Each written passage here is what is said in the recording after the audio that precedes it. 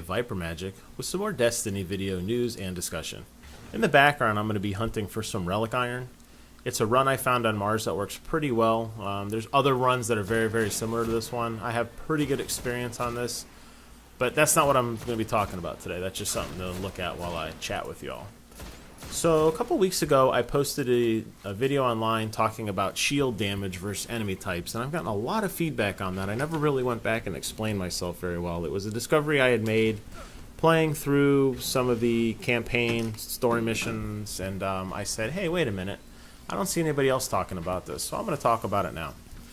So before I get too deep into everything, you got to understand that there's 4 different types of modifiers in this game.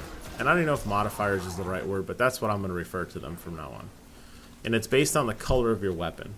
So if you load up any of your guns, you'll notice sometimes you see a little blue symbol or a little red symbol or a little purple symbol. Those are actually the modifiers I'm talking about. By default, your primary weapon is always kinetic, which is white. Kinetic, it's just a type of damage, and if you actually go into if you actually select your gun and highlight over it, you'll see it says kinetic damage. This weapon causes kinetic damage. So that's basically just your standard, no modifier, okay, no whatever. There's blue damage, which it actually looks blue, but that's known as arc. There's red, which is solar, and there's purple, which is void. So why does this matter? Well, you'll notice in your adventures, and if you go back and watch that last video where we were fighting the wizard when I came to this discovery, that certain enemies have certain shields. So as you start shooting them with your default weapon, which is what you'll mostly be using, you'll notice that a shield will appear in front of an enemy. The color of that shield is what kind of shield it is. So you'll either shoot an enemy that has a blue, red, or purple shield. And you'll notice that as you're using any other weapon that is not of that shield type, your damage is greatly nullified. Now there are some modifiers in the game, such as like the heroic difficulty, and there's a few other ones that you get when you get into the harder difficulties that will actually make some of those guys almost completely immune, especially on the very hard difficulties. Most people won't notice this in their normal playthrough because they'll just burn through enemies pretty quickly. So you could just take out your regular kinetic weapon and just burn down an enemy shield. It's not a big deal. However, as you get later on, as you start dabbling in the Strike, the Vault of Glass, or any of the other, some of the Queen's missions, even the just the daily Queen's bounties, you'll come across enemies that are just bullet sponges. And you have to be aware of that because you'll get to a point where you'll just get overrun and you won't be able to kill an enemy in a reasonable amount of time. And some of these enemies, especially some of the boss fights, you have enemies that keep reappearing, and not only will you run out of ammo just standing there shooting endlessly, but you're going to take way too much damage and you're going to die. So it's important to understand that there are different modifiers. So if you're fighting an enemy that has a blue weapon, you need to switch over to either your special or your heavy weapon and use the appropriate type of damage against that enemy. Which is why I recommend as you play through, you actually keep a couple different types of each gun. So on my character right now, I currently have 4 sniper rifles, 3 sniper rifles, 3 shotguns, 3 rocket launchers, and 3 machine guns equipped at all times, or on my inventory. Understand that when you do switch from one weapon to another, whether it be your special weapon or your heavy weapon, you do take a current ammo penalty. So if you're fully loaded with your arc shotgun and you switch to your solar shotgun, you're going to lose shells. It's about half.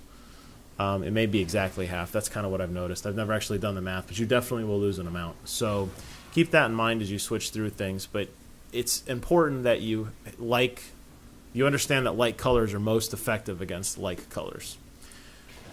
So if you're not one of those people who likes to switch through weapons quickly, there's another thing to note that I found out in the game, and that is that your melee ability, when it is fully charged, actually also contains what I'm calling weapon modifiers. So if you look at the beginning of your character screen, this is the best place to do it. Just start a new character, but don't actually go through the process.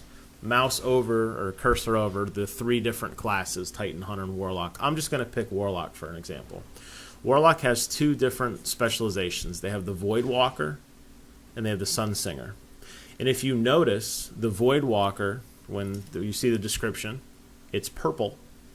And if you notice the Sunsinger, its description is red. And that is void. The void is purple, which is the void damage, which is actually kind of apparent in the name if you think about it. And the Sunsinger is actually red, which is solar.